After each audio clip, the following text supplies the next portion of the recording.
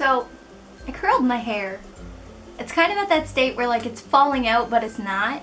Even though I just curled it like 10 minutes ago because my hair doesn't hold a curl to save its life. So if it deflates in this video, that is why. Hello friends, it is Danny and I am back with another live video. It feels great.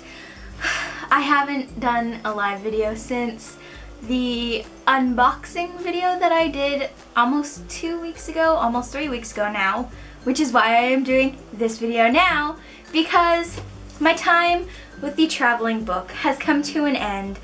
I have read through it, I've added all these sticky notes which are going to come out before I send it off, and I've added a bunch of stuff. So this is my traveling book farewell video in which I show you all of the things I have added to the traveling book, and I announce who I am sending it to next. So if you guys didn't watch the unboxing video that I did 3 weeks ago almost, I received the copy of The Hunger Games in the mail from Gwen, and that was because she asked me if I wanted to participate in Chloe, Brunette Bibliophile's traveling book of 2016, which is The Hunger Games, and I happily said yes. I was like, hell yes, I'm on board. I want to participate in another traveling book before I participate in my own. And so here we are. I read through this in like 2 days. Now, The Hunger Games is like fairly an easy book to get through. It's 376 to 8 pages, I believe. I don't remember. It's 74, but there's like a few extra pages at the back. I mean, we all know what The Hunger Games, or most of us know what The Hunger Games is, so I'm not going to go into a synopsis or anything. This was my first time rereading it in almost 7 years, because I read it, this first book, in grade 7, and that was a long time ago. Have you ever found a book where it's like, you love it so much, and you read it, and you just think about it all the time, and you're constantly just like, oh, this, the book. That was this for me, grade 7. It was the book that I thought about all the time. Catching Fire and Mockingjay included. When I got to Mockingjay, I was a mess. When I read this, I was midway through this, and every night I was having dreams about the Hunger Games, that I was in the Hunger Games, or that I was Katniss, or whatever. And I'd never had a book that did that for me, ever. And I still, to this day, have not had a book, other than maybe These Broken Stars, or the Lunar Chronicles, that ever did that for me. Like, gave me dreams, and constantly made me think about it. Reading this now, as I'm older, it was different, because I was still remembering everything that I was feeling the first time I read it, but I was also comparing it to the movie the entire time. And picturing the movie the entire time. Which wasn't necessarily a bad thing, because in my opinion, the Hunger Games movies are probably one of the best book to movie adaptations ever, and maybe I will do a, top 5 book to movie adaptations video some point, you know. I'm gonna stop babbling now, and all the colorful ones are me, and I'm not sure 100% if I'm gonna leave them in or not. So, we'll see. So the first thing I did was add my name to the front page where Chloe and Gwen had both added their page, or not their page, their name and then their channel name. And when we wrote on the front page, it kind of distinguishes which color we all use. So Chloe used like a normal blue pen, Gwen used like a bluish mercury felt pen by the looks of it, and then I used a purple pen. The intro page, it's the dedication page and the if you purchase the book without a cover sort of page, and it looked pretty boring to me, but there were those circular marking things. So I went and doodled on the big one, and then I put a little note down here somewhere that somebody else should do the other one. As it's the very first chapter, very first page. Chloe said it was like she was reading it for the first time, so then I said the last time I read this was over 6 years ago, which is true. A lot of the comments in this book were comparisons to the movie from me, Gwen, and Chloe. The one part was scrawny kit. It talks about Buttercup, so it's like scrawny kitten, belly swollen with worms and crawling with fleas. Chloe went ew, Gwen went agree, and then I said glad it wasn't in the movie because I really didn't want to see that. Then there's the major thing that I've added. Smart me was thinking, okay, so what I'm gonna do is I'm gonna go through, and for the first 12 chapters, I'm gonna write the name of the 2 tributes. And if I didn't know the 2 tributes, then I would just put District 8 female, District 8 male tribute sort of deal. And then I would write how they died and who won. Because I thought, okay, everybody reading this is gonna know. But then I'm thinking, what if it's sent to a booktuber who has never read The Hunger Games? So it's like, or watched the movie. I mean, I don't think that's gonna happen, but if it did, I would feel like crap for spoiling it. So what I've done is I've written all of the names and everything at the chapter. So chapter 1, we all know, okay? It's Marvel and Glimmer. Also wrote which rank they came in, so like 1st to 24th. So every time you hit a chapter, if you get this traveling book, know that the lifts for spoilers sticky notes are from me, so that people who haven't read this book don't get spoiled on who dies and how they die and stuff like that. Gail is telling Katniss Happy Hunger Games, and then Chloe went and wrote, and may the odds be ever in your favor. And I just said, may I say that you have beautiful handwriting. Her handwriting is like Tumblr worthy. Can we just take a moment to appreciate her non-chicken scratch writing like mine? Okay, thanks. I was really pissed off when I got to the part with Madge and how she gave Katniss the Mockingjay pin, because let's just talk about the fact that she's not even in the movie. So I wrote does not even exist in the movie. And then Chloe was mad because we never see them at the school, and they talk about the school a lot in the first few chapters. And because Chloe tried to draw a little ducky down here, when I got to the word fish, I added a very, very tiny little purple goldfish for whatever reason. I got to the part where it announced who was the female tribute of the Hunger Games, and I'm like, honestly, I should have seen this coming the first time I read it, because I had no idea. And then I was thinking, like, you know what, it would be a completely different story had it been Prim going into the Capitol to die. Another big thing, okay, page 25, they talk about Peeta. Medium height, stocky build, ashy blonde hair that falls in waves. Where were the waves? Where were even just waves like this? Haymitch had more waves than Peeta did. Okay, so this is the next big official thing that I added to the book. The first big official thing was definitely the sticky notes with the spoilers. But I decided to add recipes to the book, and that's what these light blue pages are. So this recipe is Peeta's burnt bread. And I'm like, unlike Peeta, we will not be burning the bread unless you want to for like a flair, if you're hosting like a Hunger Games dinner party sort of deal. And then it has everything you'll need and the directions on how to make it. So I just kind of skipped whatever else was between that recipe and the next recipe. And it's talking about how Peeta's dad goes and visits Katniss and gives her cookies at the the town hall when she's getting ready to go and she's getting the visits. So instead of, it doesn't say what kind of cookies, it just says he gives her cookies, and I didn't feel like adding in like an oatmeal raisin or something that seems like it would come from there. So I added the most indulgent capital grade cookie recipe I could find, which is now my new favorite. And they're toffee bit cookies, but when me and my aunt actually made these, because I actually made these, well, my aunt made them for me. When she made them for me, she added butterscotch chips. So I added 1 cup of butterscotch chips to this recipe because they were delicious. So I will be interested to see if some people actually make these recipes that I've added in. Peeta's burnt bread kind of takes 18 hours to proof and rise, so brief warning for that. At some point I said the idea that this could be real really freaks me out, because it does a lot.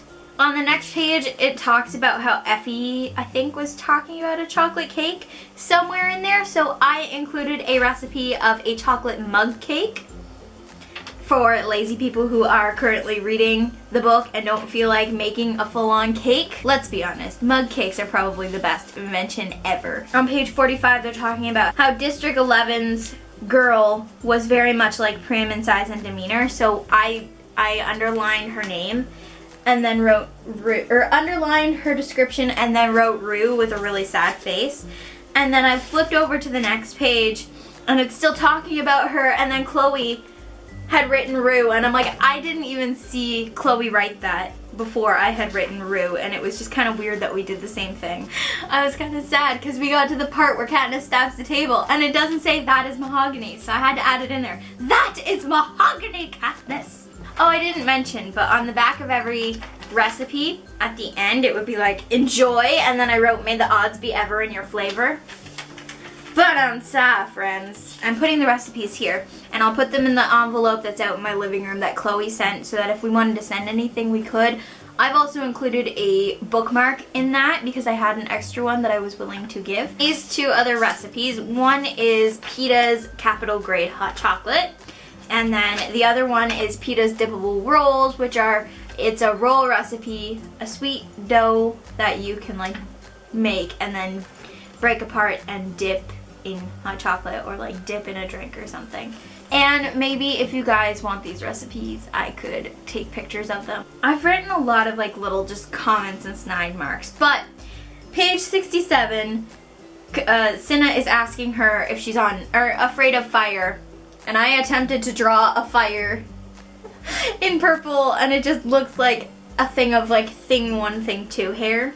And then chapter 7, Chloe was like, just imagine if Katniss hadn't volunteered and Primrose here. I'm like, that would probably be a very different and probably shorter story, which makes me sad. At the same time, like, I think it would have been interesting, because what if Rue and Prim had ganged up on all the big guys and somehow Prim knew how to hunt too?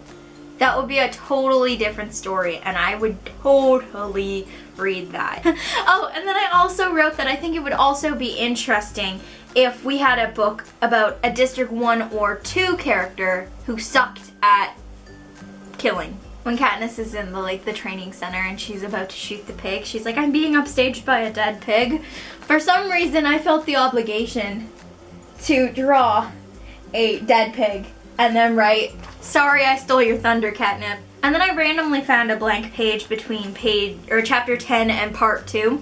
So I was like, blank page shout out, comment names and the date you find this page. So I was the first one, obviously, to find said page. So I said, Danny found this page on April 4th, 2016. Page 154, Twilight is closing in. So I underlined the word Twilight, and I'm like, don't lie. You know you thought of the book. Then it skips for a long while.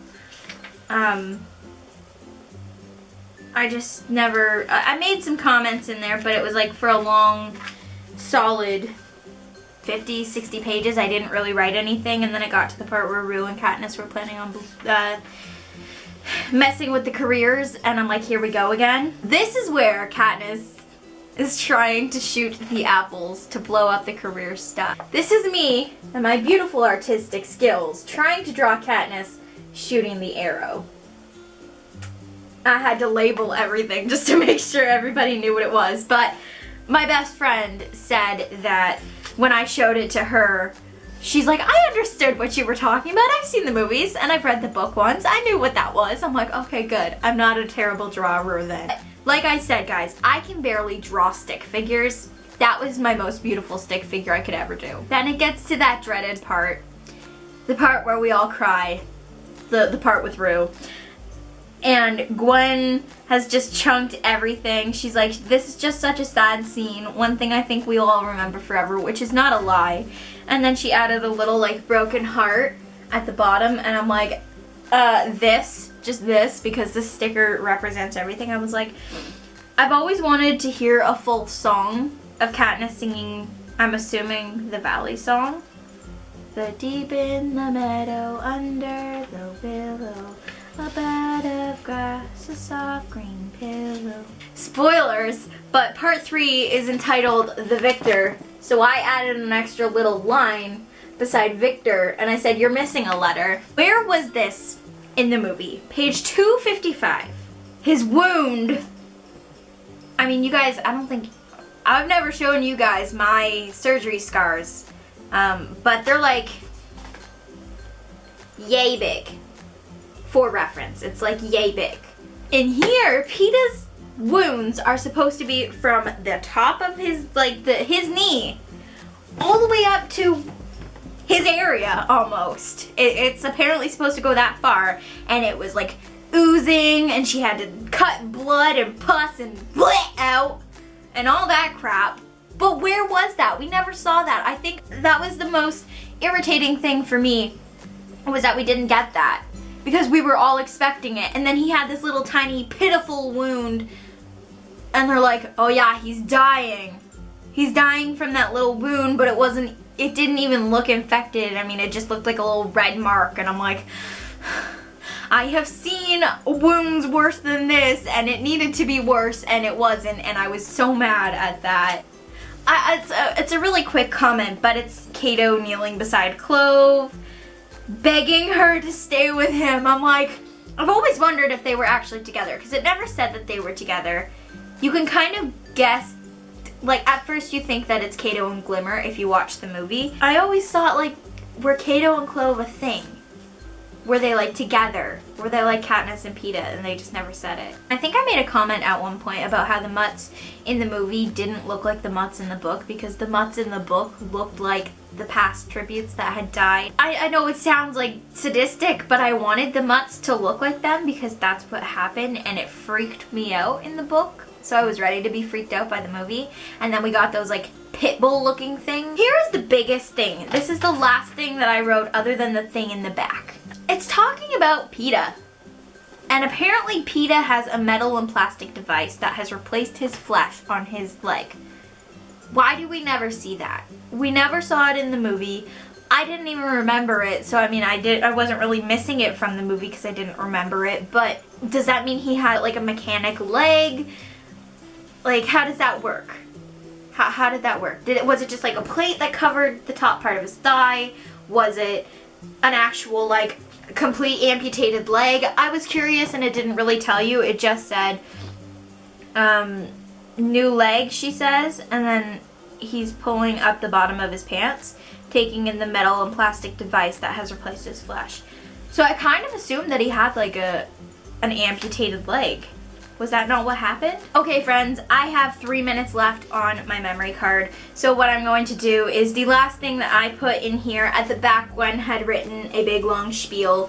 And so I decided to write a big long spiel too. I said, the books hold so much more, and though the movies are one of the best adaptations I've always seen, they still miss a certain feel one can only get from reading the books. They will always have a big place in my heart, and then I put my Twitter handle at Danny Darling. And at the front and the back of the book, Chloe had written, hello, it's me. So I said, hi me, I'm Danny. And there's a sticky note at the back that says hi, and it's from Tyler.